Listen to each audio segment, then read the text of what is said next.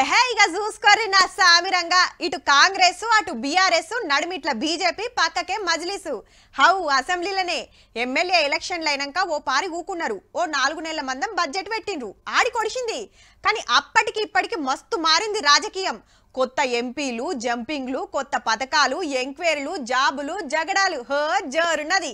గిసొంటియాల అన్ని పార్టీల లీడర్లు ఒక్క కాడ కూకుంటే ఇక ఎట్లుంటది మళ్ళా. కొన్ని గంటలైతే అసెంబ్లీ చాలైతది. మొన్న నడుమంత్రం బడ్జెట్ పెడితే ఇప్పుడు మొత్తం పెడుతుంది గవర్నమెంట్. అసెంబ్లీ ఎన్ని రోజులు నడిచేది ఇంకా తేలలే గాని టగ్గపారుండు అయితే గ్యారెంటీ. రైతు భరోసా ఎన్ని ఎకరాలకు ఇవ్వాలి, కౌలు రైతులకు ఎట్లా ఇవ్వాలనేది మాట్లాడి ఫైనల్ చేస్తారు. జిల్లాలలో మంత్రులు మీటింగ్ పెట్టి రైతుల సలహాలు తీసుకుంటున్నారు కదా, ఆ రిపోర్టు తయారు చేసి సభకు పట్టుకొస్తారు అన్నట్టు.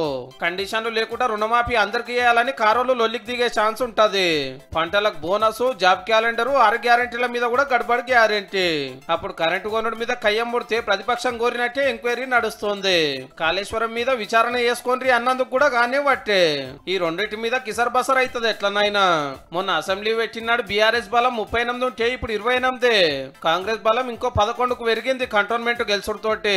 కండువాల్ మార్చుడు మీద కూడా కొట్లాట అవుతుండొచ్చు. 6 గ్యారెంటీలు అమలు చేసిన డబ్బా కొట్టుకోవడం తప్ప ఏ ఒక్కటి కూడా ఈ స్థాయిలో అమలు కాలేదనేది. అటు 8 మంది ఉన్న బీజేపీ కూడా కొలువులు, రైతుల తిప్పలు, హామీల మీద ధర్నాలు, నిరసనలు చేస్తుంది కాబట్టి అవన్నీ అసెంబ్లీలో ఎల్లబెడతారు పక్క. తెలంగాణ గవర్నమెంట్ లోగో, తెలంగాణ తల్లి రూపం మీద కూడా చర్చలు చేస్తారు. ఇవన్నీ ఒక లెక్క అయితే ప్రధాన ప్రతిపక్షం లీడర్ కేసీఆర్ సారు ఇప్పుడైనా అసెంబ్లీకి వస్తాడా రాడా అనేది ఇంకో లెక్క.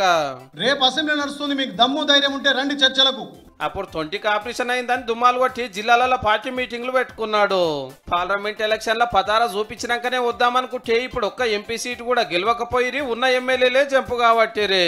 గిసొంటియాల అసెంబ్లీకి పెద్ద సార్ వస్తాడో రాడో, వస్తే ఏం మాట్లాడతాడో, రాకుంటే ఏం చెప్తాడో చూడాలి.